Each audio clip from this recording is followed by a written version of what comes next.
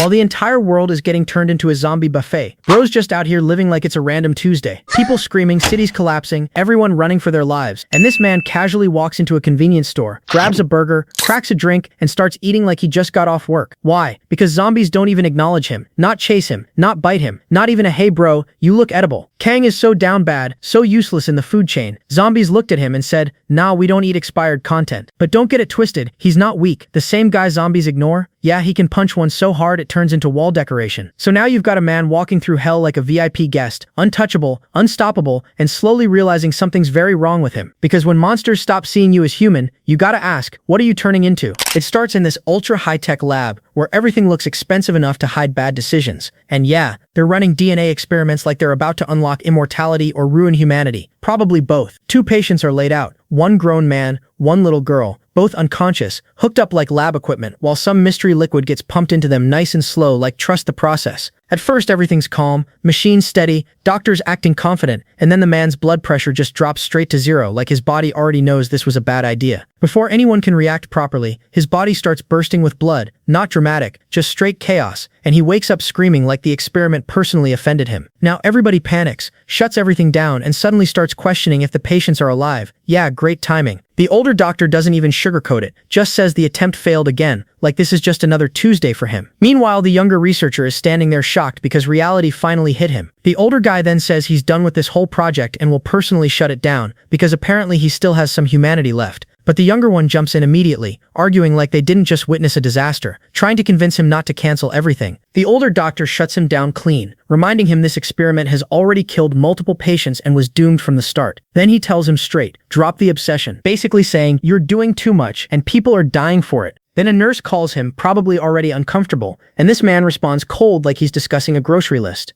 He straight up asks him if he also thinks the experiment won't work, then casually explains those patients only had 2 or 3 days left anyway, so using them like this isn't an ethical issue. Bro really turned they were dying into a justification like that makes it better. The nurse is clearly not okay with that logic, but he just tells him to leave the cleanup to him. He leaves, and now he's alone, still convinced he's right. In his head, the experiment isn't failing. The patients are the problem. He just needs the perfect body to make it work. Yeah, that's not science anymore. That's obsession with a lab coat. Next morning, we switch to a normal restaurant. Completely different vibe, like yesterday didn't just turn into a horror scene. A guy is on the phone, minding his business, while another one starts roasting TV shows, saying it's just full of lunatics now. Then he points at a newspaper headline about a deadly zombie attack and calls it a joke that went too far. Bro's already tired of the world. Then he casually says he's thinking of becoming a YouTuber because at least he'd see less disgusting things than his current job. The guy on the phone questions that decision instantly, and he fires back asking if he believes in zombies. Of course the answer is no, immediate rejection, but he still insists he kinda believes it, even if it's probably fake. His logic is simple. If zombies were real, nobody would be filming them like content. Fair point, can't even argue. They finish eating, get up, and now the reveal, he's Kang, works in funeral services. Makes sense now. They head to the hospital to pick up bodies from patients who died that morning. Kang walks in, shows his business card like it's a routine delivery, and the receptionist confirms everything but looks nervous for some reason. Kang notices immediately and is confused, because from his perspective, a mortician showing up at a hospital should be the most normal thing ever. Death is literally part of the job. While waiting, he wonders where his partner is, and the guy finally shows up still fixing his pants, talking about how the food messed up his stomach. Perfect timing to share that, really. Kang looks disgusted because yeah, nobody needed that detail right now. Then Kang points out something actually important. The hospital is way too quiet. His partner noticed it too, which just makes it worse. Hospitals aren't supposed to feel empty like this. They're told to wait and then get let inside, where the receptionist explains the bodies they're collecting belong to a grown man and a young girl. And just like that, Kang's partner comments it sounds like a father and daughter. The mood drops instantly, because now it's not just another job, it's starting to feel like something way more messed up is going on behind the scenes. Kang looks at the report and casually drops that both bodies were listed as victims of a car accident, and Jinmin confirms that's exactly what's written. But Kang isn't buying it that easily, because when he actually looks at the bodies, the math isn't mathing. The man's body is completely wrecked, full damage, looks like he lost a fight with a truck. Meanwhile, the little girl, almost untouched, just a small superficial wound on her arm like she tripped, not like she was in the same accident. And on top of that, There are zero signs of surgery. No cuts, no stitches, nothing. So now Kang's standing there thinking, if they weren't operated on, why were they in an operating room in the first place? Jinmin brushes it off, saying it's not that strange. Maybe the girl died before any procedure even started. And honestly, he shuts it down quick, reminding Kang they're not coroners. They don't get paid to solve mysteries, just to pick up bodies. So basically, stop thinking and do your job. So they grab their tools, gloves, tweezers, the usual routine, and Jinmin casually says, yeah, now he understands why people quit this job. But then he immediately reminds himself they're getting paid, so complaining is pointless. Priorities. While working, Kang is brushing the man's teeth. Yeah, part of the job, and suddenly feels a sharp pinch on his finger. Jinmin asks if he cut himself, and Kang checks, says it's just a small scratch, probably from a broken tooth, nothing serious, no bleeding. Still, Jinmin tells him to change his gloves, because yeah, better safe than infected. They lift the body onto the stretcher, and Kang notices it's heavy, like unnecessarily heavy, but they manage with some effort. Meanwhile, Kang keeps staring at the girl's body, something clearly bothering him, and then he notices it, the wound on her arm gone. Completely gone. The same wound he clearly saw before just disappeared like it never existed. Now he's not even confused, he's straight up uncomfortable. He calls Jinmin, insists the wound was there before and now it's just not. But before they can even process that, Kang suddenly feels something hit him from the inside. His body goes off balance, vision fading, and he drops to the floor unconscious. Jinmin panics immediately, tries to help him, but Kang can barely speak, mumbling that his body feels wrong, like everything inside him is falling apart. And then it gets worse. His entire body starts breaking down, intense pain hitting him like his DNA itself is getting rearranged without permission. His heart feels like it's about to explode, heat spreading through his entire body like he's burning from the inside. At that point, Kang's not even thinking straight anymore, just wondering if this is really how he's about to die on the job, randomly, with no explanation. Meanwhile, Jinmin is yelling for help, calling for doctors, completely losing it. But while all that chaos is happening, real problem quietly starts moving. The girl's body, which was completely still until now, begins to tremble. Not dramatic, just small movements, but enough to know something is very wrong. Sometime later, Kang wakes up still lying on the floor, confused, trying to piece together what just happened. He remembers fainting, remembers the hospital, and then he hears a sound. Not normal, not human. He turns around and sees the girl standing, just standing there. And not just standing, she's repeatedly banging her head against a metal door in this slow, disturbing rhythm like she's stuck in a broken loop. No reaction, no awareness, just repeating the same motion again and again. Kang just freezes because yeah, dead people don't get back up like that. Then he looks over and finds Jinmin, lying on the floor, lifeless, blood everywhere, and now it hits him. His own hands are covered in blood too. He doesn't even remember what happened, but the evidence is right there. Now he's stuck trying to figure out what the hell went down while he was unconscious. The girl turns her head slowly, looks straight at him with this blank, empty stare, blood around her mouth, then just turns away again and goes back to smashing her head against the door like he doesn't even exist. Kang checks his watch, probably hoping for some normal answer, and gets the worst one possible. 5 days. 5 whole days have passed since he blacked out, which means he's been in that hospital this entire time, with no idea what happened, no memory, nothing. Now the panic actually sets in. Something inside him feels different. His left eye isn't the same. His mouth tastes like blood. The smell of metal is everywhere, and nothing feels normal anymore. And just when he thinks this situation can't get worse, he hears another sound, coming from Jinmin's body. A low faint noise, like a weak growl, which means yeah, that story is just getting started, and it's already messed up. Kang, still trying to process whatever nightmare he just woke into, walks up to Jinmin and leans in to listen properly, and surprised bro's still breathing. Not dead, just barely hanging on like his body forgot to shut down properly. Kang immediately switches to panic mode, but the useful kind, thinking if he moves fast, maybe Jinmin can still be saved. So now the plan is simple. Get him to the emergency room before things get worse, except everything is already worse, because outside that operating room, the hospital is absolutely cooked, hallways trashed, walls painted red, everything looks like a fight happened and humanity lost badly. No staff, no patients, just destruction everywhere. And in the middle of all that chaos, the hospital director is walking around like the last NPC in a game, already convinced it's over. Man's mentally accepted defeat, thinking no one's coming to save them, and the outside world is probably finished too. Then he notices something that ruins whatever little piece he had left. The receptionist's body, which was just lying there, starts moving, slowly. And that's when reality hits him properly. If she's turning into whatever the others became, staying here is basically signing his own death certificate. So he grabs the nearest weapon, a golf club, because of course, and decides it's time to leave. Bro really pulled up with a golf club in a zombie apocalypse, like he's about to play survival mode on hard difficulty. Back in the operating room, Kang has Jinmin on the stretcher, but now he's the one struggling. His body's weak, breathing heavy, stomach twisting like it's empty even though he clearly remembers eating not long ago. That kind of hunger that doesn't make sense. And yeah, that's not a good sign. He's confused, trying to understand why he feels like he hasn't eaten in days. And right then, Jinmin lets out that same low roar again. That's when Kang realizes, forget confusion, he's running out of time. He rushes to the door, opens it, and immediately runs into the director. The guy is shocked, asking if Kang is actually alive because apparently survivors are rare now. Kang doesn't waste time, immediately asks for help, says his friend is injured and needs treatment. But before anything useful can happen, the real problem decides to move. The little girl, who had been standing there silently like a background horror prop, suddenly lunges forward and attacks the director. No warning, no hesitation. The director tries to defend himself with his golf club, but let's be honest, that was never going to work. And then it gets worse. A whole group of zombies floods the corridor, surrounding him instantly, and he gets taken down right there. No chance, no escape. And yeah, the girl joins in too, like she was just waiting for her turn. Kang is just standing there watching this unfold, completely frozen, because at this point, what do you even do? Then he turns around and sees Jinmin standing. But it's not Jinmin anymore. Same body, completely different presence, empty face, slow movements, walking straight toward the director's body, and then toward Kang. And Kang's brain is trying its best to deny it, like this has to be a nightmare, but his body knows better. Stress hits him all at once, and he collapses again. When he wakes up, he's still in the operating room. Same place, same nightmare, just round 2. He checks his watch hoping for some normal answer, and gets April 29th, but he clearly remembers it was the 24th before he blacked out. 5 days. Again, Bro keeps skipping time like his body is buffering. He grabs his phone, sees a bunch of missed calls, including a message from his sister, asking if he's okay, telling him she and their mother are safe but worried because he hasn't responded at all. That hits him hard, but before he can even reply, the phone dies. Perfect timing. Battery said, not my problem. Now he doesn't fully understand what's happening around him, but one thing is clear. If he wants to see his family again, staying here is not an option. So he gets up and walks out into the hallway. The director's body is still there, completely torn apart, exactly how he left him. But here's the weird part. The zombies roaming around don't react to Kang at all. They're there, moving, existing, but acting like he doesn't even exist.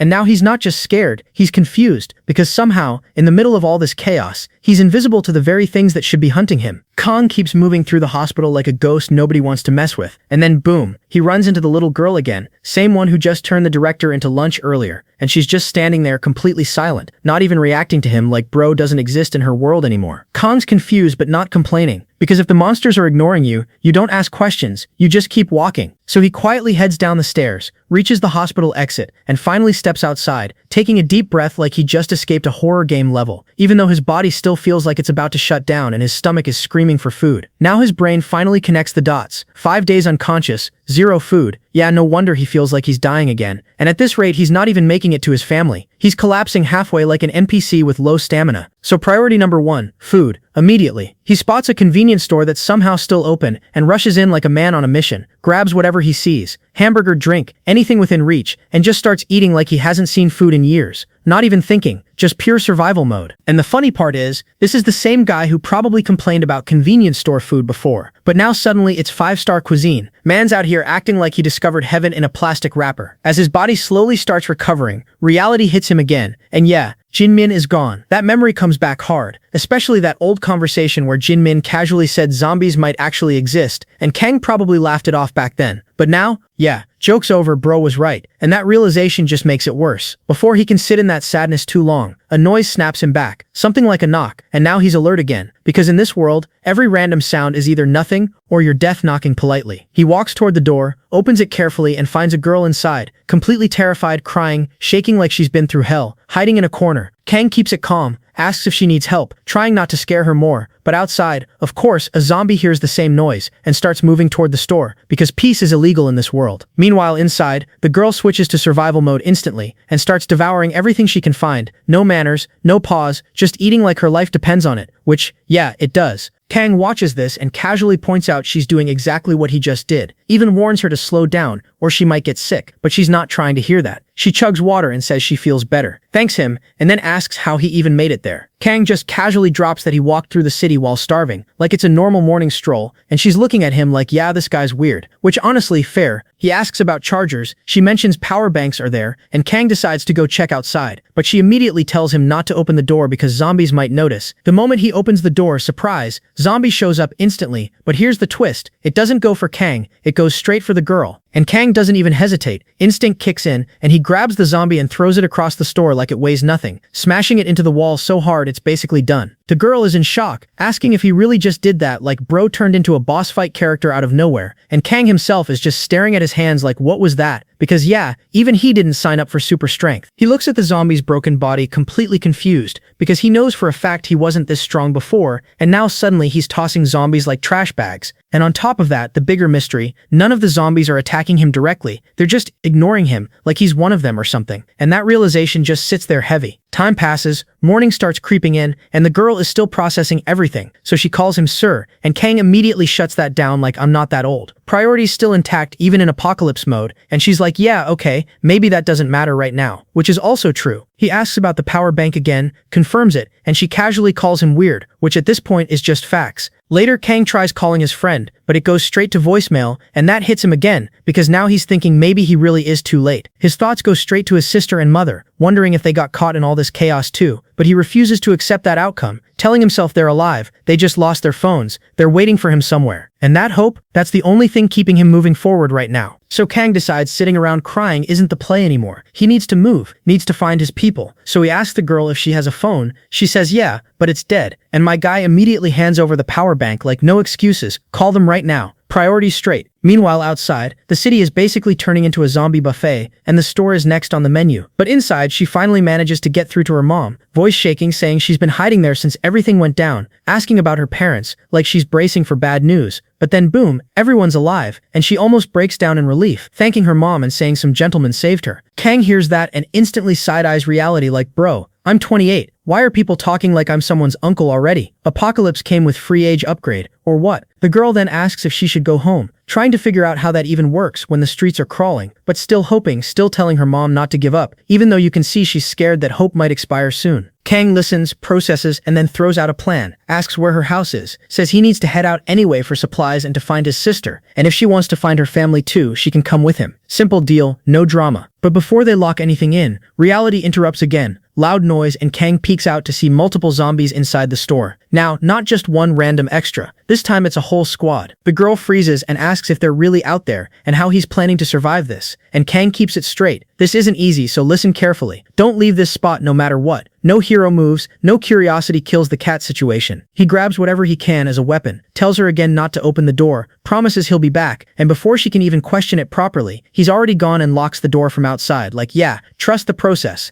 Then it's just noise, banging, screaming, chaos. She's inside thinking this is the end, but after a few minutes, silence, and then Kang walks back in like he just finished a casual side quest, saying it's handled and she can come out. She steps outside and sees the aftermath, zombies thrown around like trash bags, and she's looking at him like, you sure you're human? And Kang's like, yeah, I think so. Even he's not fully convinced anymore. But for now, problem solved. Later they hit a clothing store, and Kang is out here carefully picking pants. Not for himself, for her, because she literally said she's not leaving without proper clothes, and he took that personally like a mission objective. After grabbing something decent for her, he finally looks at himself and realizes, yeah, I also look like I lost a fight with a disaster, so he upgrades his own outfit too. Then outside, jackpot motorcycle just sitting there, untouched, and Kang's like, yeah, okay, today's RNG is finally working. He goes back, hands her the clothes, respectfully turns away while she changes. No weird behavior, just clean execution, and when she comes out, she actually looks comfortable, even a bit stylish, and Kang immediately apologizes like, I don't know anything about women's clothes, I just guessed. And she's like, relax, it's fine, man, did his best and it worked. They look around, no zombies in sight for now, rare moment of peace, and Kang suggests they grab more supplies before dipping. He spots a baseball bat under the counter, classic emergency weapon, and picks it up because yeah, hands are good, but having backup never hurts. The girl then hits him with that guilt talk, saying she feels like she's dragging him into danger, that he probably has his own family to protect, and Kang shuts it down again, reminding her he's not some old man sacrificing himself, and she doesn't need to feel guilty, because sooner or later, he might need her help too. And then he drops the real weird part. Zombies aren't attacking him, they're not biting him. It's like they're straight up ignoring him, like he's invisible or something. And yeah, that's not normal at all. But right now, it's the only reason they're still alive. Night hits, city's full of zombies, and Kang just pulls up on a scooter like it's a late-night delivery shift. Not an apocalypse, but honestly he's not even stressed, because these zombies are slow, and he knows speed is his biggest cheat code right now, so he just weaves through them thinking as long as he keeps moving nobody's catching him. Simple logic, and so far it's working. While riding toward where he believes his sister is, he keeps telling himself she has to be alive because he's going to save her. No backup plan, just pure stubborn belief carrying him forward. Somewhere else at a gas station, there's another survivor basically on his last chapter, clutching his final bottle of water and mentally preparing his goodbye speech, because the place he picked to survive a looted convenience store was already empty, so bro really chose the worst spawn point possible, and now he's regretting every life decision that led him there. He starts thinking about his life, calling himself an exclusive reporter like that title is going to save him now. But even he admits it all led to just one real story. And yeah, this might be it. Then suddenly he hears a motorcycle, and his brain immediately switches from I'm dead to wait content. So he peeks outside and spots Kang pulling up, and he's confused like who stops for gas in a zombie apocalypse. That's basically asking to get jumped. He's about to warn them, but before he can even open his mouth, chaos starts. One zombie just gets launched across the area like it got hit by a truck, and the guy freezes because yeah, that wasn't normal. Then he realizes it's Kang doing all this bare-handed, just casually dismantling zombies, heads flying, limbs gone, bodies getting treated like training dummies, and now the reporter is questioning reality like what kind of build is this guy running? While he's still processing that, another zombie runs in, and he tries to warn Kang. But plot twist, the zombie ignores Kang completely and goes straight for the girl on the bike, and Kang instantly steps in and deletes it like it never existed. Then casually says, looks like there are no more around, while the guy inside is thinking, yeah, either I'm hallucinating or this dude is not normal at all. Kang checks the bike and realizes it's out of gas, unlucky timing, but at least there's a gas station right there, so not the worst situation. And that's when the hidden guy finally loses it and shouts Kang's name like he just found the main character of his life story, calling it an exclusive report, and Kang's just standing there like, bro, what are you even talking about right now? Later things calm down a bit. Kang gives him water, and the guy drinks it like he just respawned, thanking him and saying he thought he was done for. Kang asks how long he's been hiding, and he says 3 days, but the place was already looted when he got there, so he just stayed hidden, basically surviving on hope and regret until Kang showed up like some unexpected DLC character. He introduces himself as Kim Gi-do, 32, reporter, though he admits that job doesn't mean much when zombies are running the city now. The girl introduces herself as Gina, 20, university freshman, and then Kang finally drops his name, Kang Yan, 28, funeral director, which immediately gets a reaction because yeah, that's not a common job, and Kim Gi-do straight up says he doesn't look like the type, and Kang hits him with was that supposed to be a compliment, while Gina just casually adds more damage by asking if he's really 28 because she thought he was older, and at this point Kang's taking more hits from words than zombies. Kim Gi-do pieces it together that Kang and Gina met after everything went down. Gina confirms it and casually calls him little uncle again while saying he saved her, and Kang realizes he didn't even ask her name until now, which is wild considering everything they've been through. Kim Gi-do wraps it up saying everyone's had it rough and they can share stories later, but right now he needs answers, so he directly asks the real question, why aren't zombies attacking Kang? And while they're talking, a big horde is already pulling up outside, like the conversation timer just ran out. Kim Gi-do then asks something very specific. If Kang collapsed in a morgue and woke up 5 days later, and Kang confirms it, saying he doesn't remember everything, just that he got sick and dropped. And Kim Gi-do basically nods like, yeah, in this kind of world, even the craziest story starts sounding believable real fast. So Kim Gi-do starts connecting the dots like a proper reporter for once, and asks Kang straight after waking up in the hospital, you left and found Gina, right? Kang confirms, yeah, that's exactly how it went down. No plot twist there. Then Gi-do brings up what Gina said earlier, that she'd been stuck in that store for 5 days, and she nods, confirming it again, and now he lines it up perfectly. Her family hadn't heard from her for those same 5 days, meaning the timeline matches exactly when everything went to hell. Gina, still trying to process it, asks what even happened during those 5 days, and Gi-do basically drops the summary nobody wants to hear. The world didn't slowly collapse, it just flipped instantly into a zombie apocalypse. Full chaos, no warning, people turning out of nowhere. 1 second normal, next second biting their own family like they switched teams without notice,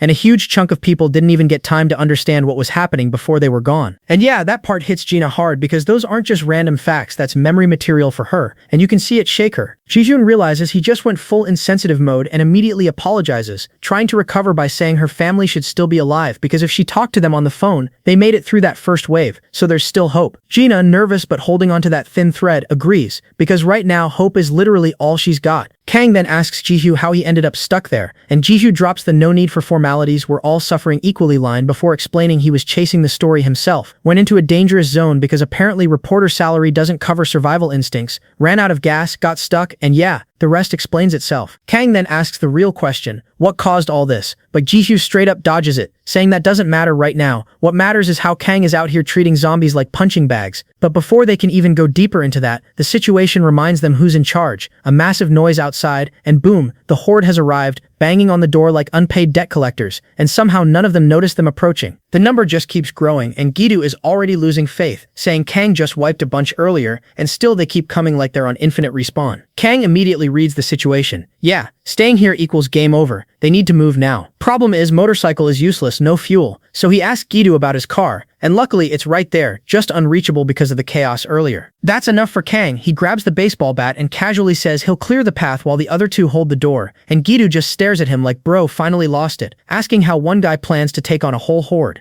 Kang doesn't even argue, just reminds him of the obvious, zombies aren't attacking him anyway, then turns to Gina and calmly tells her not to worry because he promised she'd get home, and he doesn't throw around empty promises. Gina, slightly annoyed, tells him to stop sounding so formal, like bro relax, and Kang just smiles like yeah, I'll be back, don't stress. Meanwhile, Gidu is standing there thinking he somehow ended up teaming with two certified maniacs. Outside, zombies are already glued to the door, but the moment Kang steps out, it's over. He starts demolishing them one by one, throwing hands like he's been waiting for this, even sarcastically apologizing mid-fight like, sorry guys, but entry's closed, and then proceeds to grab them by the head, slam them into walls, crush skulls, tear through them without hesitation. And while he's doing all this, one thought keeps repeating in his head. Not only are they not biting him, they're not even recognizing him as a normal human anymore, like he's something else entirely. And honestly, that's way more concerning than the zombies themselves. Kang doesn't even bother overthinking it anymore. Yeah, something's clearly wrong with him. Zombies treating him like background scenery, and his strength going crazy. But right now none of that matters because his priority is simple. Protect these two and get to that car, even if he has to solo the entire city to do it. He straight up declares nobody's getting past him, and outside he's holding that line like a one-man wall, while inside, Gina and Kim Gi-doo are just watching this madness unfold.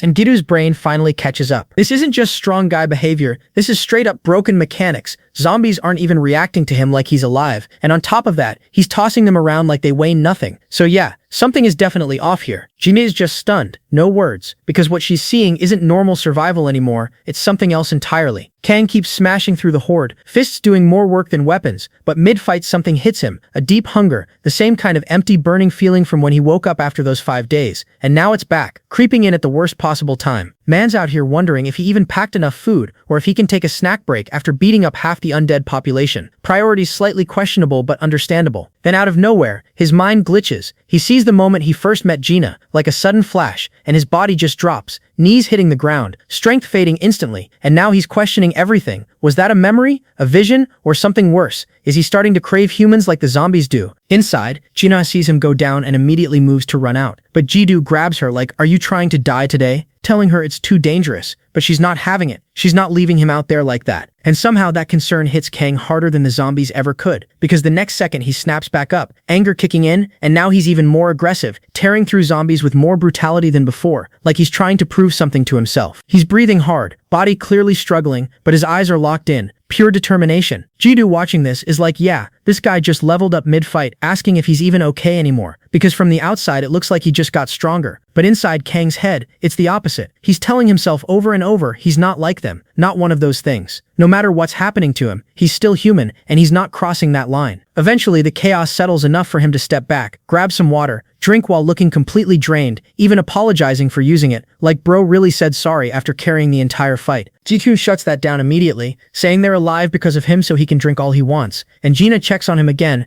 asking if he's okay, and Kang just brushes it off saying he just lost some strength, nothing serious. GQ agrees it makes sense, because even if zombies ignore him, fighting that many is still exhausting. But the real problem isn't gone. Kang can feel it, that hunger still twisting inside him, something not right, something not normal. So he snaps back to the plan, tells Gi-hyu to lead them to the car, and Gi-hyu confirms it's nearby. They just need fuel and they're good to move. Kang decides they stick together, no splitting up, because right now separating is basically asking to get picked off. And right when things seem under control, here comes another twist. Some random survivor suddenly shows up asking for help, and Gi-hyu almost jumps thinking it's another zombie. But nope, real person. And then more start appearing, one after another, all asking for help. Like this place just turned into a meetup point. Gina immediately says they should help them. Heart still working perfectly fine in the middle of chaos, but Gi-hyu hits the brakes, reminding them just because someone isn't a zombie doesn't mean they're safe, because in the last 5 days, humans have proven they can be just as dangerous. Still, Gina stands firm, saying she can't just ignore people like that, and Kang backs her up, saying this is exactly when people should work together, not turn on each other. Gi-hyu looks at both of them and realizes, yeah, he's stuck with these two. No changing their minds, so he sighs internally and agrees to move forward with them, even if his instincts are screaming that this might not end clean. Gina opens the door, lets them in, and yeah, exactly what you'd expect. Survival mode instantly turns into free buffet. Everyone rushing the water like they paid for VIP access, and among them there's this one guy lying on the floor, acting like he just lost consciousness, whole performance going on. Gina asks what even happened to them, and one of the bigger guys shrugs it off, saying they don't really know. Dude just fainted suddenly. Nothing suspicious at all. Yeah, right. Kim Gi-do immediately goes into detective mode and asks the real question. Did anyone get bitten? And the same guy answers real quick. No, absolutely not. Like he rehearsed that line already. And another one backs him up saying they've been together since yesterday, so if anyone was bitten they'd be a zombie by now. Sounds clean. But Gi-do isn't buying it, not even a little, so he asks what their plan is, and they hit him with the classic, no plan, just trying to survive, looking for someone to help us. Basically NPC dialogue unlocked after hearing a fight. Gi-do straight up says this whole thing smells wrong, but Gina cuts him off immediately, saying this isn't the time to doubt people. Humanity only survives if people actually help each other. And yeah, she's got a point, but also zero survival paranoia, which is dangerous. The injured guy suddenly finds his voice to thank her like she just saved his life, overacting a little too hard, and Gi-do just stands there like, yeah, guess I'm the villain now for using my brain. Kang doesn't argue, just shifts focus to the car, asks about it, confirms it's an SUV, fits 5 people, and Gi-do's like, why are you asking? And Kang drops his plan. He'll go ahead on the motorcycle, scout the road, escort the car, since roads could be blocked, and honestly that part makes sense. Gi-do agrees, and Kang tells everyone they need to move now because staying here is just asking to get overrun. But Ji-hyun still doesn't like the idea of letting random strangers into his car, instincts screaming at him, and Gina, trying to balance things, says she'll stay back and watch the injured guy while Kang and Ji-hyun go prep the car. Ji-hyun is clearly not happy about leaving her alone with these guys, but ends up going anyway, and yeah, that's exactly the opening those clowns were waiting for. At the car, Ji-hyun starts filling it up with gasoline, still side-eyeing everything, and finally says what's been on his mind. Those guys are suspicious,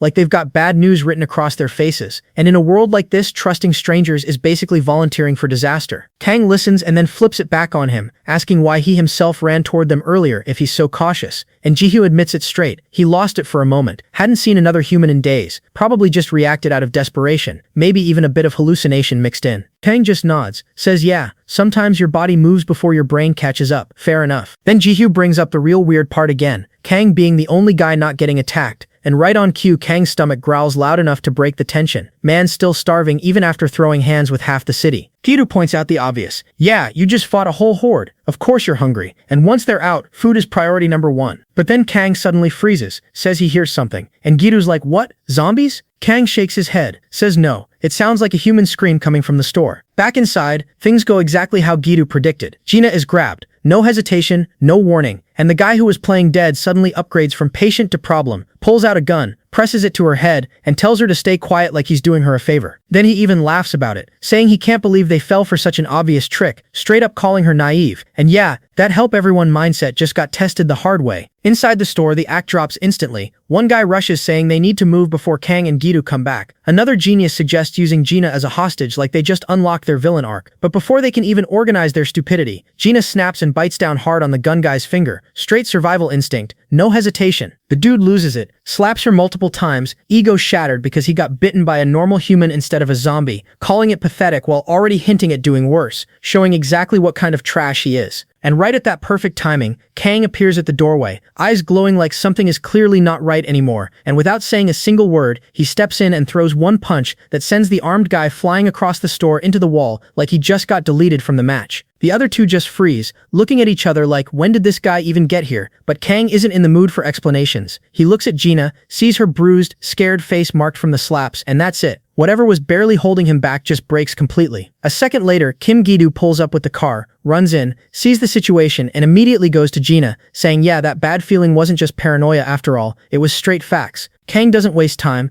tells him to take her to the car right now, says he'll catch up after finishing one last thing, and the way he says it makes it very clear this isn't a discussion. Gi-doo doesn't argue, just moves, still shaken but now fully convinced this world isn't forgiving mistakes anymore. Meanwhile, Kang turns back to the remaining two clowns who somehow still think they've got a chance. One holding a crowbar, the other an extendable bat, talking big like they're not about to get folded, saying he's underestimating them, completely ignoring the guy who just sent their friend flying with one punch. Then Kang casually drops his own bat on the ground. No words, no explanation, and that alone messes with them more than any threat. One of them even asks if he's giving up, while the other starts getting that late realization feeling like, yeah, something's off here. And Kang himself feels it too. Just moments ago he was raging. Now he's completely calm, empty, like his emotions got switched off and replaced with one thing. Hunger. Not normal hunger. Something deeper. Something ugly. Then he moves. No warning, no build-up, and the first guy is gone instantly. Fast and brutal. No struggle, no fight, just finished like he was never a threat. The second one watches it happen and freezes completely, brain refusing to process what he just saw. And then Kang turns to him, mouth already stained with blood, and now the guy is done mentally before anything even happens, shaking, asking what the hell Kang even is, saying he didn't look like a zombie before, but now he's acting exactly like one. Panic kicks in. He pulls out a revolver and fires, but it changes nothing, because the next moment he's dead too. No fight, no comeback, just over. And just like that, silence again. Kang stands there, not even rushing, picks up his bag, gathers whatever supplies are left, like he just finished cleaning up, and walks out toward the car. Outside, Gi-doo hears the gunshot and his heart drops, thinking things just got worse. But then Kang walks back in one piece, and somehow that only confuses him more, because now he's looking at Kang's face, pale, tired, something clearly off, and asks if he's really okay. Kang just says yeah, like it's nothing, and immediately asks about Gina, and Gi-doo says she's fine just sleeping. They can check on her later properly. Kang nods, says that's good, then hands him the revolver he took, telling him he'll need it more, because now it's not just about surviving. Gi-doo also has to protect himself and Gina. Kang keeps it simple and straight, says from now on they follow Kim Gi-doo's instructions. No debates, no side quests, just survival. And when Gi-doo asks again if he's really okay, Kang pauses for a second like he himself isn't fully convinced, then just goes, yeah, I'm fine, and immediately shifts focus, basically saying stop worrying and start moving because nobody wants a surprise zombie DLC spawning behind them again. Gi-doo looks at his face, then at the absolute crime scene Kang just left behind, then at the revolver in his own hand, and silently decides, yeah, today is not the day to ask questions, just drive. So he gets in, starts the engine, and they leave that gas station behind like a cursed checkpoint you never revisit. Kang leads on the motorcycle, Gi-doo follows with the car, and inside, Gina slowly wakes up, still dizzy, asking what's going on like she just skipped the worst part of the episode. Gi-doo checks if she's okay. She says she is, but clearly confused, so he tells her to relax because Kang handled those guys, and also drops the line that he's not leaving her alone again, which hits her right in the emotions, and she starts crying, not from pain but from everything that just happened. She says she's shaken because all she wanted was to help people and still got betrayed, basically realizing the world isn't running on kindness anymore, and yeah, that realization hurts more than the slaps. Gi-doo agrees, says trusting random people now is basically a bad idea speedrun, but adds one important thing. Even if she trusts nobody else, she can trust Kang, because that guy would protect her no matter what, even if it means going against himself, which is a heavy line but also kinda accurate considering what we just saw. Later they reach a multi-story building and Kang is already inside clearing zombies like it's just another task, finishes one more and stands there breathing hard, wondering if that was the last one because he's already done enough cleaning for today. Meanwhile, Gi-doo checks the rooms, finds a family photo on a table, looks at the dead body nearby, and just quietly apologizes. Then he asks Kang if everything's clear. Kang says yeah, at least the open rooms, locked ones should be safe, since even zombies couldn't get out, which is probably the most reassuring sentence you can get in this situation. Gi-doo says good, they can finally breathe a little, and then drops a plot twist saying they should stay here for now, which surprises Kang because earlier this guy was all about keep moving, no stops. But Gi-doo explains he's exhausted, Gina needs rest, and even in a broken world night is still night. You don't go exploring when your team is half dead physically and mentally. Kang stays quiet for a bit, then asks if Gina will really be okay, and Gi-doo answers honestly, no sugarcoating, says of course not. Not in a world like this where trust is basically extinct, but that's exactly why Kang matters, because whether he realizes it or not, he's the only stable thing she has right now, the one person who showed up, stayed, and protected her, and even if they just met today, that's already enough for her to believe in him.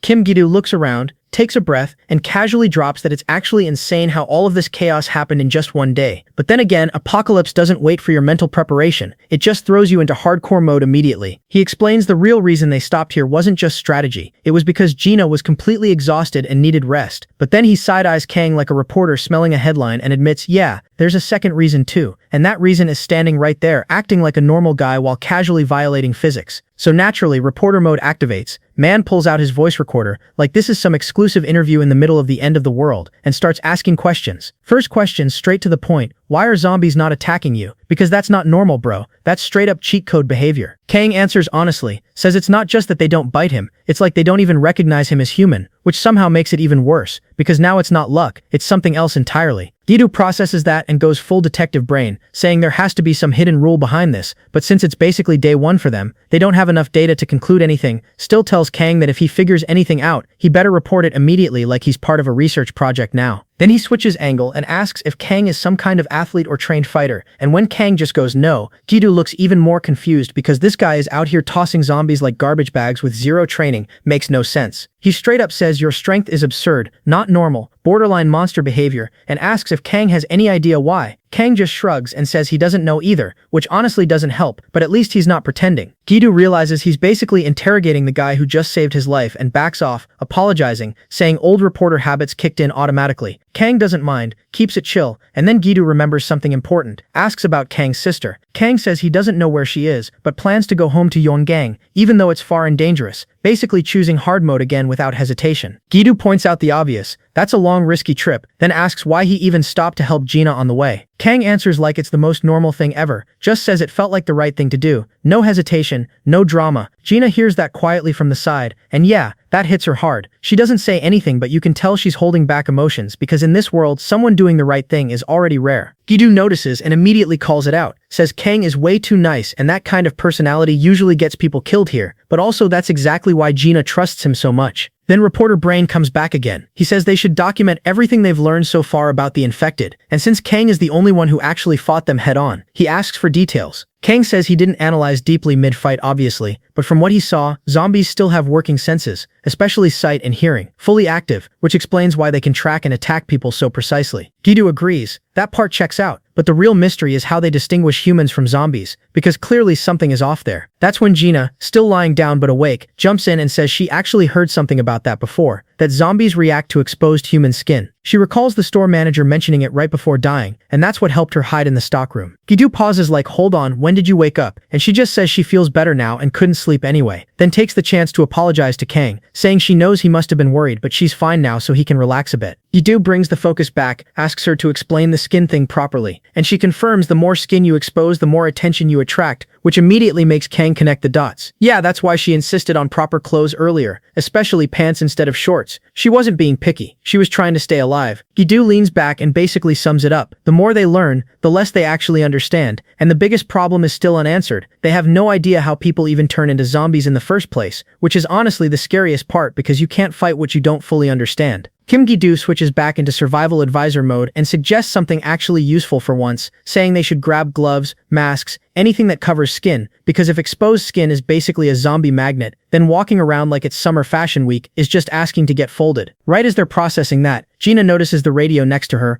randomly turns on by itself, which is already creepy timing, and when she tunes it to FM 108.8, it starts with static before a voice finally cuts through, saying it's the 6th day since the virus spread, and somehow people are still hanging on, barely, but still alive. The broadcast introduces itself as an NBS radio program starting at midnight, and you can hear the exhaustion in the announcer's voice as he mentions it's 12/11 and 5 days have passed since martial law was declared, with zero updates from the government since then, basically confirming, yeah, you're on your own now. Kim Gidu immediately perks up like, wait, this is real, the radio still works, and Kang checks it, says yeah, this sounds live, which makes Gidu think maybe the station is still operational, maybe there's some organized place left. Kang, being realistic, throws that idea back down to earth and says, or maybe they're just stuck in there like everyone else, broadcasting to keep themselves sane instead of losing it in silence, which honestly sounds way more believable in this situation. Gina then says the station isn't that far and asks what they should do, but Gidu instantly dodges responsibility like a pro and says nah, that decision belongs to Kang, because without him none of them are even reaching the front gate, let alone a radio station. Kang doesn't overthink it and says priority hasn't changed. Gina comes first, get her to her parents, then they can worry about side quests like radio stations, and that answer immediately relaxes her, because at least someone here has a clear plan, and isn't chasing random hope signals. Gidu nods, accepts it, says fine, leader has spoken, and since everyone is completely drained, they should rest first before moving again. Gina, still looking tired, asks if there's running water, and Gidu smiles like he's about to drop the best news of the day and says yes, which basically turns into a luxury announcement, because in this world a proper bath is peak comfort. That night, Kang doesn't even get proper rest. His mind throws him straight into a nightmare where he's running through a dark alley being chased by zombies, except when he crouches, they just ignore him. Same weird rule still applying even in his dreams. Then suddenly the scene shifts and he's standing next to Jinmin like nothing ever happened. The guy's smiling casually and asking why he's just standing there, saying it's lunchtime like bro, we're not in an apocalypse, relax. Kong, confused, asks if he's alive, and Jinmin just brushes it off like it's work stress and food will fix everything. But then the dream flips again and now they're in front of zombies eating a corpse, and Jinmin, still calm, tells him, yeah, it's time to eat, no need to hold back, like he's inviting him to dinner. That's when it goes completely messed up because Kong finds himself eating human flesh, and that's the moment he snaps awake, drenched in sweat, breathing heavy, immediately rejecting that idea, saying to himself he's not a monster and never will be one, trying to convince himself more than anything. Morning comes and the focus shifts to Gina's parents, who are somehow still alive. Day 6. No food, barely surviving but not infected, just holding on with pure willpower and thoughts of their daughter. Her father recalls her call saying someone good saved her, so he believes she's safe, holding on to that like it's the only good news left in the world. Her mother, already breaking down, says even if she dies here she just wants to see her daughter one more time. And the father tries to comfort her, saying at least they got to say goodbye, which is the kind of line you say when you don't have anything else left. Then suddenly a loud noise cuts through the silence. Both of them freeze, and she asks what that was, and he goes to check, thinking maybe survivors are passing by. He looks out the window, and yeah, there's actually someone riding a motorcycle straight into this danger zone like it's a normal commute. And when he recognizes who it is, his eyes go wide because now he's questioning two things at once: why that idiot is here, and how the hell zombies aren't even touching him. Outside,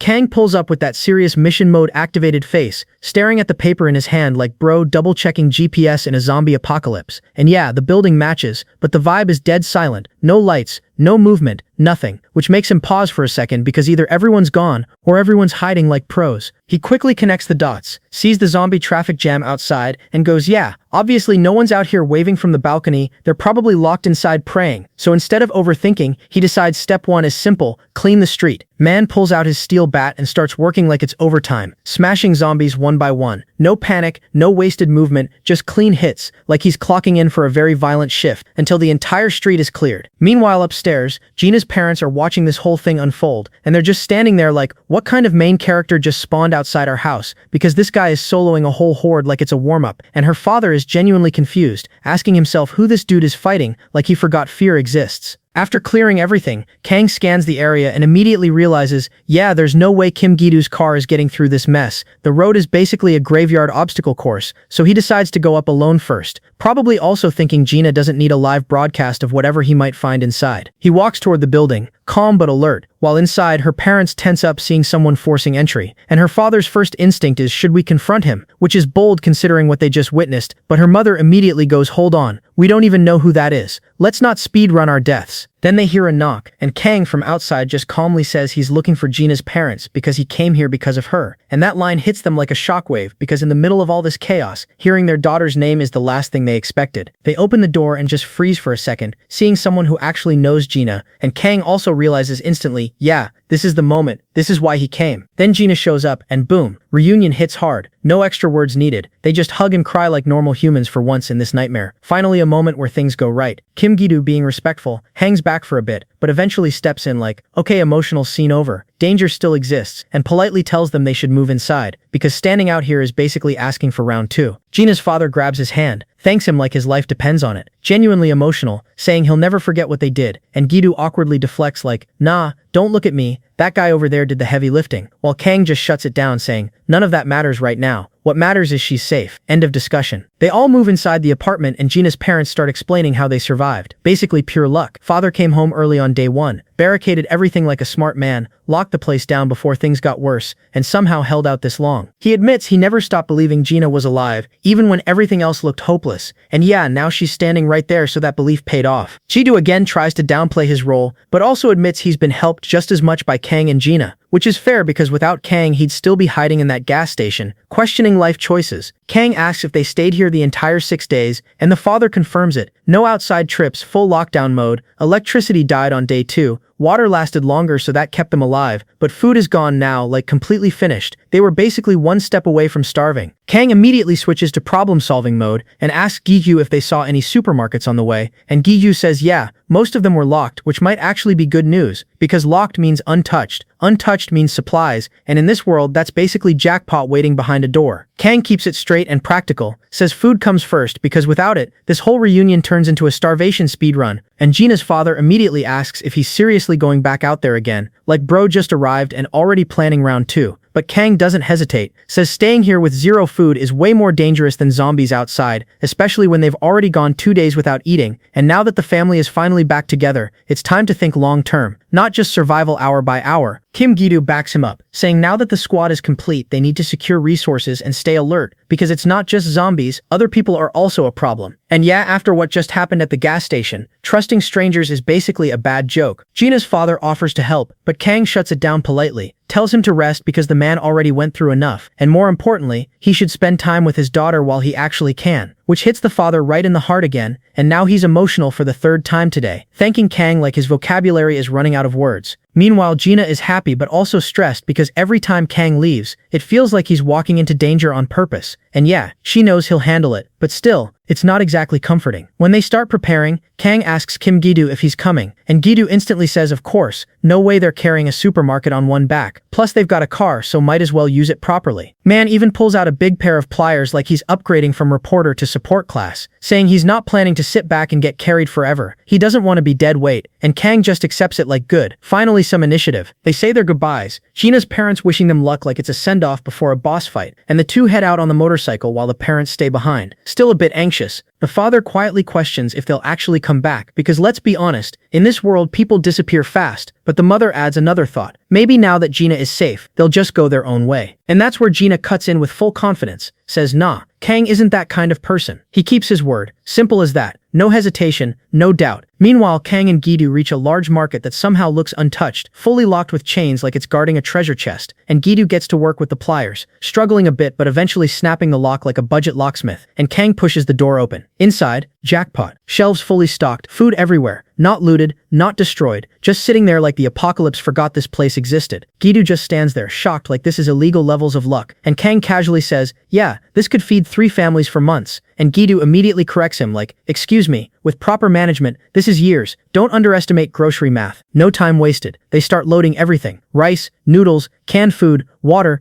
gas cylinders, basically turning into 2-man logistics machines, grabbing anything useful without overthinking. At the same time, over at the NBS station, the lone broadcaster is still doing his job like a final NPC holding the last bit of information together, talking on the phone, saying he doesn't know how long he can keep broadcasting, so he's only sharing confirmed info, writing everything down carefully. Then during the call, he hears something that actually makes him stop, like wait, is that real? Gets confirmation, goes silent, hangs up, and realizes this isn't a rumor anymore. It's about a guy on a motorcycle, not attacked by zombies, with ridiculous strength. And right on cue, back at the market, Kang is casually carrying 2 40-kilo flour sacks, one in each hand like he's grocery shopping on easy mode, walking to the car without even breathing hard. They load everything up, and Gidu looks at the trunk and says yeah, with this they're set for at least half a year. And Kang, already thinking ahead, points across the street and says they should check for medicine too, because food keeps you alive, but without meds, one bad injury and it's game over anyway. Inside the pharmacy, the two switch into loot mode, opening drawers and scanning shelves for anything useful like antibiotics and basic first aid, and Kim Gidu suddenly starts feeling a little guilty like bro, really remembered morals in the middle of the apocalypse, saying it feels wrong just breaking in and taking everything. Kang looks at him with that wake up to reality expression and shuts it down clean, saying that world is already gone, this isn't stealing anymore, it's just surviving one more day, simple as that. Gidu accepts it but still keeps things practical, says it'll take time to search properly, and tells Kang to stand guard at the entrance, and Kang just nods. No debate, no drama. Even then, Gidu makes one thing clear. They're not going full greedy mode grabbing random stuff. Only essentials. Only what the group actually needs. No pointless hoarding. While Kang stands at the door, he looks out into the distance and spots the MBS building, which immediately catches Gidu's attention because that's a very specific direction to stare at, like you're remembering something heavy. He asks what's up, and Kang says he's thinking about that MBS broadcast they heard earlier. Gidu connects it quickly, says yeah, someone mentioned the station is somewhere around there, maybe just a few blocks away, then asks if Kang is worried about it, but both of them already know they don't have time to chase radio mysteries right now. Priority is still clear. Gina's family, then Kang's sister. Gidu says they should wrap this up and head back, and Kang agrees, no hesitation, because finding his sister isn't something he can delay. Back at the apartment they keep things simple, small meal, rationed properly so they don't burn through supplies like amateurs, and Gina's parents are grateful again, but Kang brushes it off, saying it's not just food, they also brought medicine, and if everyone eats carefully, what they gathered can last about half a year for 4 people. That's when Gina's father pauses and goes, wait, 4 people? And yeah, that's the moment Kang finally drops it, says he's leaving because he still has to find his sister. Gina's mother immediately asks if he even knows where she is, and Kang says Yuanyang, that's where she should be. Her father points out the obvious, that's far, roads are probably blocked, it's basically a nightmare trip, but Kang doesn't even consider backing out, says he has no choice, she's the only family he has left. Gina hears that and instantly gets worried, because now this isn't just a supply run, this is a full dangerous journey. Kang explains his plan calmly, says if he finds her, he'll bring her back here, since this place is safe and well protected, and he also mentions that since zombies don't attack him, he can help others, but only if he knows Gina is safe here first, otherwise he can't move freely. Then he tells them straight, he will save his sister and come back, just hold on until then. Gina's father agrees immediately, says of course, bring her, no problem, but then suddenly switches topics like a true dad, and adds that even if he lets them go out together, he's not ready for them to get married because Gina is only 20, completely catching everyone off guard. Gina basically malfunctions on the spot while her mother casually adds that if a grandchild shows up, maybe no one would complain, and now Gina is just done with life, full embarrassment unlocked. That night, Kim Gidu lights a candle from their supplies because yeah, electricity is gone, so welcome to medieval lighting system. Kang asks if Gina's parents are asleep, and Gidu says yeah, they're exhausted, which is expected after days of stress, hunger, and fear stacking non-stop. Then Kang notices Gidu writing something down like he's still on duty, asks what he's doing, and Gidu says he's calculating how much food they'll need for the trip to Yangon. Kang pauses like wait,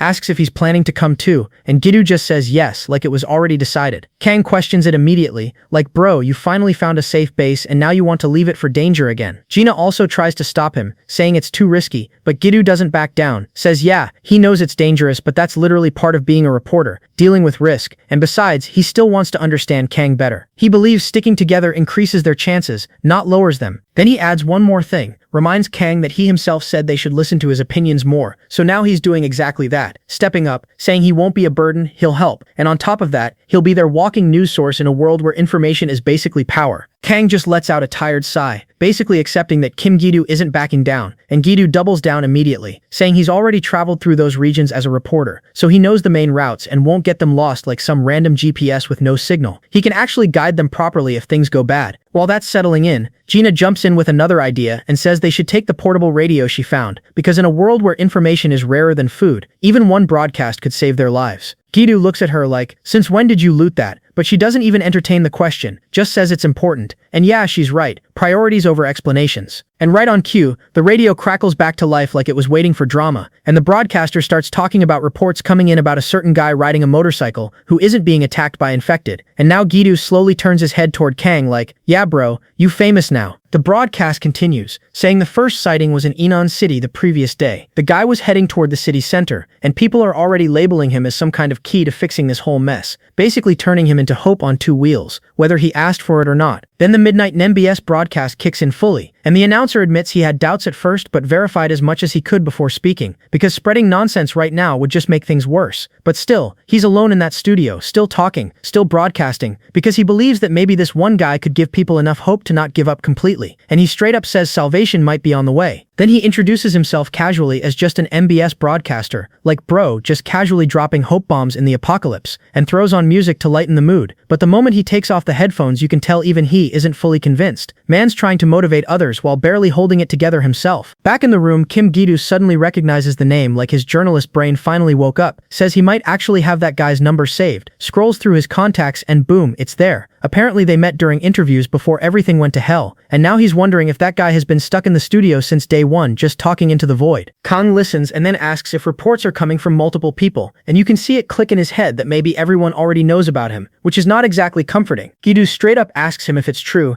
and Kang confirms it calmly. Yeah, zombies don't bite him, but he immediately adds he has no idea why, and because of that he doesn't think he has the right to become some symbol of hope like people are expecting. He's not trying to be the main character of humanity's survival arc. Gidu understands that, but still warns him that in a broken world like this, you don't just casually let your identity float around. People are more dangerous than zombies sometimes, and information like that can get you hunted real quick. Kang, still calm, basically says he'll just be careful. Like bro thinks caution alone is enough in an apocalypse. Man hasn't unlocked the humans are worse than zombies update yet. Seeing there's no changing his mind, Gidu just accepts it and decides to act instead. Says if anyone should talk to that broadcaster, it should be him, because he's the one with credibility, not some random rumor. So he calls Jinxiol, and the guy picks up almost instantly like he's been waiting for any human voice, asks if Gidu is safe, and Gidu confirms and says he has something important to share. Then he drops it straight, tells him the motorcycle guy who isn't being attacked by zombies is his colleague, and yeah, that hits like a truck on the other end. Jinxiol immediately apologizes to listeners, throws on another song, steps away from the mic to talk privately, and then asks the real question, if Gidu is absolutely sure, because until now all those sightings were just unconfirmed stories, but this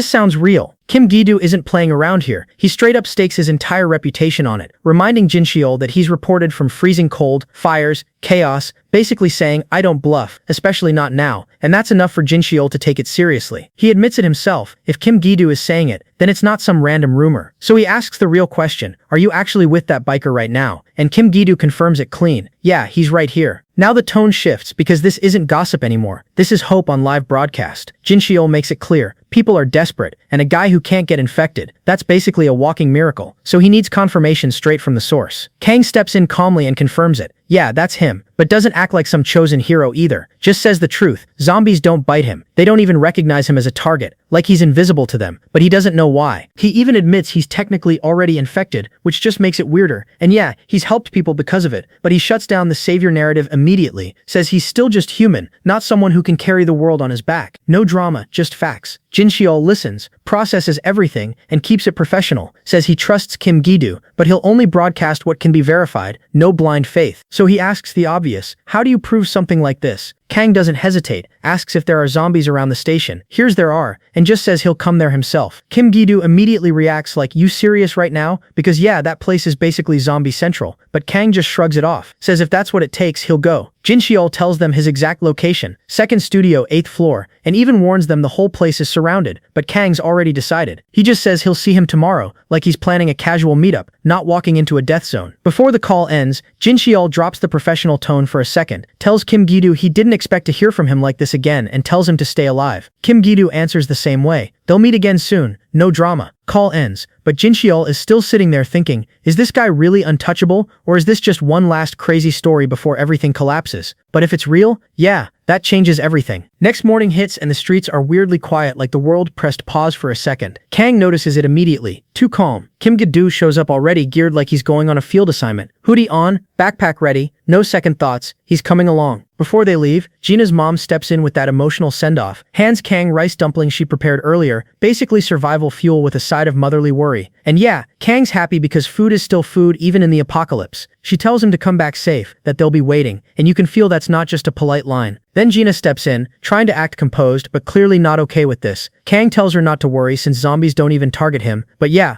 logic doesn't fix feelings. She just hugs him tight, thanks him for everything and tells him straight, come back alive. No hero speech, just that. And right when things get a little too serious, her dad jumps in like perfect timing, casually reminding them there's still no wedding, breaking the tension just enough for a small smile before they finally part ways. And just like that, Kang and Kim Gidu roll out on the motorcycle toward the MBS station. No grand build-up, just straight into it. But the moment they get close, reality checks back in, zombies everywhere. Kang doesn't slow down, just starts cracking skulls with the bat like he's already done this 100 times. Clean hits, no wasted movement. Problem is, noise attracts attention, and now more of them start turning. A lot more. Kang quickly reads the situation. Numbers are way higher than expected, and this isn't something you brute force casually. So he tells Kim Gidu to hide for now, because this is about to get messy. Then he takes a breath, grips the bat tighter, fully aware this isn't going to be easy, but also not backing out either, even with zombies closing in from every direction. Meanwhile, inside the MBS building, Jinxiol is basically on his last bar of HP, starving, dehydrated, barely holding on, already thinking this might be the end, and he didn't even get to say goodbye to his listeners. Still, even in that state, the only thing stuck in his head is that biker story, like bro is dying but still fact-checking. Reporter mindset doesn't quit. And then, right on cue, his phone rings. He picks up and hears Kim Gi-doo's voice, and you can hear the relief instantly, like, okay, not dead yet. Jinxiol answers weakly, says he's alive for now, and Kim Gi-doo hits him with hope we're not too late, which immediately confuses him, like too late for what exactly? Before he even gets an answer, weird noises start coming through the call. Chaos, impacts, something clearly going down, so he asks where they are, and Kim Gi-doo just casually says they're right in front of the NBS building. Yeah, Jinxiol's brain just pauses, because that place is a zombie hotspot, not somewhere you casually pull up to. But before he can question it, Kim Gi-doo asks for a video call, says he needs to show him something. The call connects and yeah, whatever doubt was left just gets deleted instantly. On the screen, Kang is out there solo, surrounded earlier, and now just dismantling zombies like they're practice targets. No struggle, no panic, just clean, brutal efficiency. Swing, down, step, down, another one, down. It doesn't even look like a fight, more like cleanup duty. Kim Gi-doo stays inside the car, not even trying to act brave, straight up admits it's way too dangerous for him out there. But for Kang, this is just another Tuesday, and in just a few minutes the entire area flips. What was a swarm turns into silence. Bodies everywhere, no movement left, and the whole entrance to the building is cleared like someone just pressed delete on the horde. Jinxiol is just staring at the screen, completely stunned, because what he's seeing isn't just survival, it's dominance.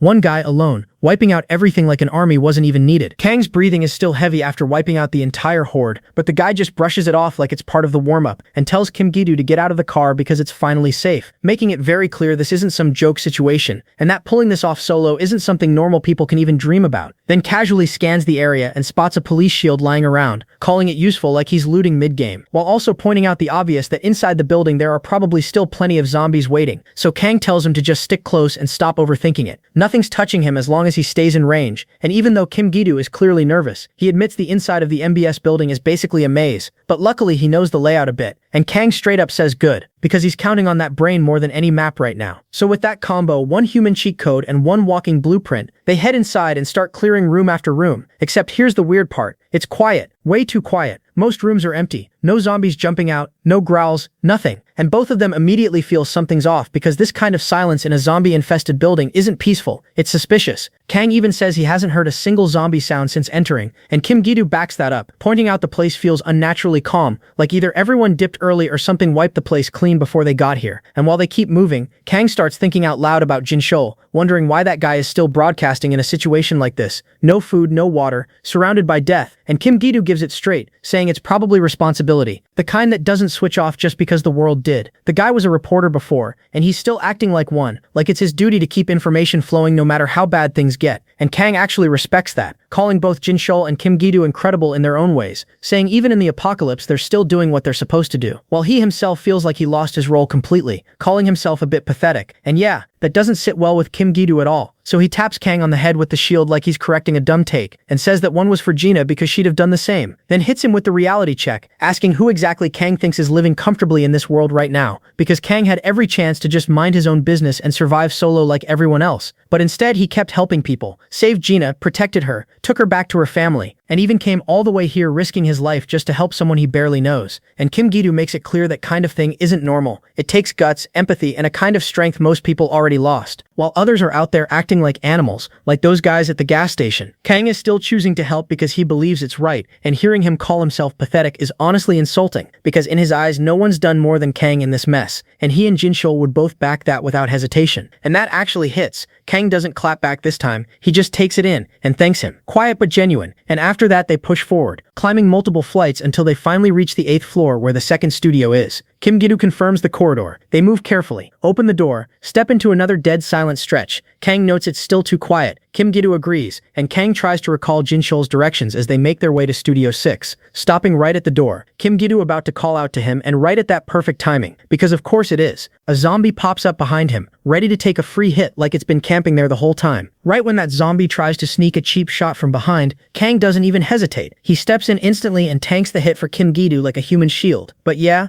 Price of heroism, he gets bitten instead, and without wasting a second, he grabs the creature and yeets it straight into the elevator shaft like he's done with its existence. While Kim Gi-doo freezes for a second before snapping back and asking if he's okay, and Kang just stands there stiff, brain lagging hard because one thought keeps looping. He got bitten, and in this world that's basically a death sentence. So now the guy who's been carrying everyone suddenly thinks he's next in line to turn into one of those things. And yeah, that hits different. So in that moment of desperation, he asks Kim Gi-doo if he still has the gun, and Kim Gi-doo says yes, but immediately realizes where this is going and panics, asking what the hell he's planning, while Kang locks in with that serious look and says good, keep it ready, because he still needs to finish off that thing that's not fully dead yet. Priorities still straight even at death's door, but the moment he walks up to end it, everything flips, because the woman starts talking, not growling, not attacking, talking, begging him not to kill her, saying she didn't do anything. And now both of them just freeze because hold on, wasn't she the one who literally just bit him? And now she's acting like a scared normal person. Yeah, that's not adding up at all. Kim Gi-doo straight up calls it out because this makes zero sense, and Kang, still cautious, actually looks at her properly this time, and yeah, she looks terrified, not feral, not gone, just scared out of her mind. And even after everything, Kang decides leaving her there isn't the move. Something's clearly off, so he says they should take her to the studio and figure this out properly, while Kim Gi-doo is like, bro, she just bit you. Are you serious right now? But Kang sticks with it because this situation is already breaking the rules they thought they understood. And right then, Kim Gi-doo notices something even crazier and tells Kang to check his arm, and when he does, the bite mark is just gone, completely healed like it never happened. And yeah, now both of them are just standing there like their brains crashed because that's not supposed to happen ever. Meanwhile, inside Studio 6, Jin-shul hears all the noise outside and wonders what kind of chaos just pulled up to his door, and then his phone rings. Kim Gi-doo on the line saying they're already outside and asking him to open up, and Ji-won-shul is low-key shocked they actually made it this far, but immediately moves to unlock the door, and when it opens, they all get inside. Quick scan, no more infected nearby, just that woman who was acting like a zombie 5 seconds ago. And once they're in, survival mode kicks in instantly. Food gets handed out and both Ji-won-shul and the woman start eating like they haven't seen food in ages. And Kim Gi-doo mentions how for a whole week he's been running missions solo like a one-man crew just to keep things going. And Kang, now seeing everyone alive and fed, finally relaxes a bit and says they can rest now, eat properly, drink, recover, and Ji-won-shul just nods, relieved, saying that's more than enough because he at least had some leftover supplies from earlier, unlike the woman who clearly hasn't eaten for over a week. Meanwhile, Kim Gi-doo keeps watching her carefully, not fully trusting the situation yet, but she's acting normal, drinking water, no weird behavior, no sudden attacks, just human. And after a moment she thanks them, especially Kang, saying he saved her life and she doesn't even know how to repay that. And Kim Gi-doo, still trying to piece this together, asks if her name is really Gina and if she works at the station, but she says no, she's just from a department store, and that day she was simply unlucky enough to be in the wrong place at the worst possible time. Then she explains everything, how chaos broke out instantly, screams everywhere, blood splattering across the place, and she just ran without thinking until she ran straight into a horde, got bitten, and from that moment everything just went dark like she fell into a deep sleep like a coma, and only now she's waking up, and that explanation just drops heavy silence into the room because yeah, that's not how this infection is supposed to work. Jin-shul doesn't let it slide and asks her one more thing. What was the very first clear memory she had after all that? And Gina answers honestly that it was their voices. Kang and Kim Gi-doo, like she was stuck in some half-dead state and only started waking up when she heard them. And from there, everything slowly came back into focus. But even now, she looks uneasy and admits there's still a strong taste of blood in her mouth, and her lips feel sore like something's injured there. And that detail hits both of them instantly. Kim Gi-doo glances at Kang like, yeah, we're thinking the same thing, because she literally bit him earlier, and Kang just keeps it calm, says she's exhausted and needs rest instead of overthinking it. So she lies down on the studio sofa and passes out almost immediately, body finally giving up after everything it went through, while Kang grabs his coat like nothing happened. And Kim Gi-doo is still stuck on the weird part, and straight up asks if that means she really was infected, because she did bite him seconds ago, and Kang doesn't dodge it, says yeah, she did try to bite him, but right after that she snapped back to normal, and on top of that he himself got bitten and didn't turn, and the wound straight up vanished like it never existed, which is completely against every rule they've seen so far, and Kim Gi-doo admits it sounds crazy, but Jin-shul jumps in and says he believes it without hesitation, because after watching Kang solo entire groups of zombies earlier, doubting him now would just be stupid, so Kim Gi-doo starts piecing things together out loud, saying nobody actually knows what caused this whole disaster. Martial law didn't fix anything, and the most common theory among survivors is that it's some kind of virus spreading through the air turning people into zombies. But then he points out the obvious contradiction. If it's airborne, why are they still fine? Why aren't they already infected just by breathing? And Jin-shul, thinking like an actual analyst, says that could mean some people have a kind of primary immunity, meaning the virus exists in the air but their bodies don't react to it. it, so they don't show symptoms, but even those people would still be vulnerable to bites, since that's direct transmission through blood or saliva. And then he drops the bigger idea, saying Kang might be an even rarer case, someone completely immune to both airborne and direct infection, because they all saw it. He got bitten, it bled, and yet nothing happened. No infection, no symptoms, and right at the moment Gina turned human again, Kang was still perfectly fine, which could mean his blood did something to the virus inside her, like it neutralized it, and now Kim Gi-doo's brain is spinning because if that's true, then Kang isn't just immune, he's basically the cure walking around in human form, like a living vaccine in a hoodie, and Kang hears that and just pauses, confused more than anything, asking if they're seriously saying he's supposed to be the solution to this entire apocalypse,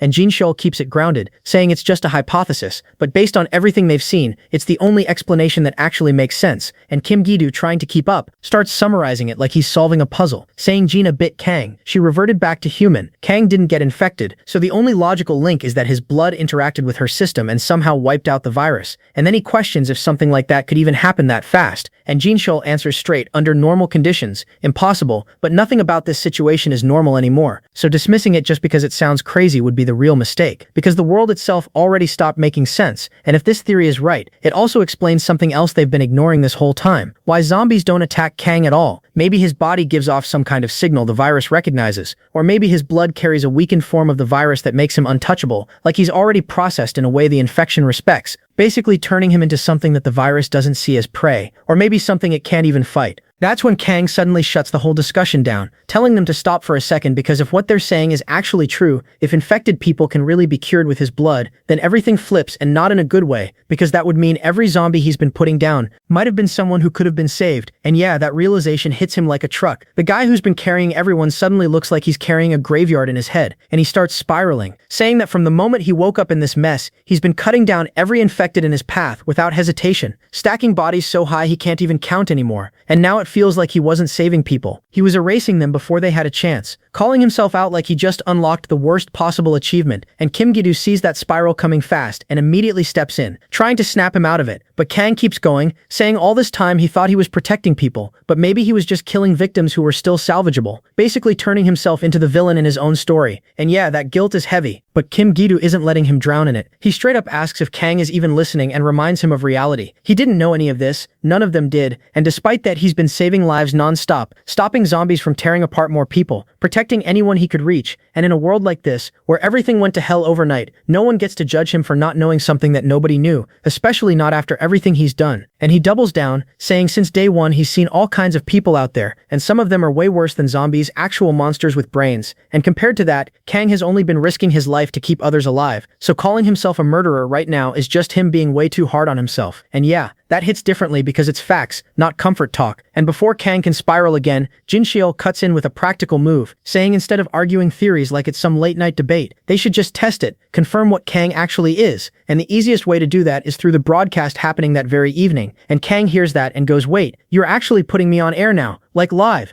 And later on he even double-checks with Gina through a video call, because he's still not convinced this is real, and Gina confirms it straight. The broadcaster loved the idea, no hesitation, and Gina, overhearing that, casually points out that the most important thing already happened, they made it there alive, which honestly is already a miracle in this world, but Kang still isn't comfortable with it, saying he's not some incredible guy everyone's making him out to be, and he doesn't want to go out there and give people false hope, because that's worse than silence, and Gina shuts that doubt down instantly, telling him there's probably no one more incredible than him right now, and maybe his sister is listening too, so if anything he should step up and do his best this time. And yeah, that lands. Kang gets a little flustered and thanks her, keeping it real, and she says she needs to save her phone battery so she can call him later. Priorities still intact, and Kang agrees, even sends regards to her parents with his face slightly red like bro just got caught lacking. And Gina immediately notices the vibe and asks casually if Gina is his girlfriend, and Kang almost glitches, says no, but she calls it out anyway because that conversation didn't sound like strangers talking. Kang doesn't even know how to answer that, just throws it back like, is that how it sounded? And Kim Gi-doo is already laughing because yeah, nobody's buying that denial, telling him to just admit it already, and Kang's like, even you too now, really? But before the teasing goes any further, Jin Shul shows up, all business, asking if Kang got enough rest because they're wrapping up the final setup and the broadcast is about to start, and now Kang's nerves kick in, asking what if he messes it up, what if he says something wrong live, and Jin Shul just keeps it calm and simple, saying in a world that already fell apart, saying something wrong on air isn't the problem, confirming something real is, and the fact that this biker exists, that zombies don't attack him, that alone is already enough to give people hope, so Kang doesn't need to perform, he just needs to exist on that mic, and with that the broadcast finally begins. Jinshul's voice going live as he addresses everyone listening, talking about the messages he's received, the fear, the concern, and how people need something to hold on to right now,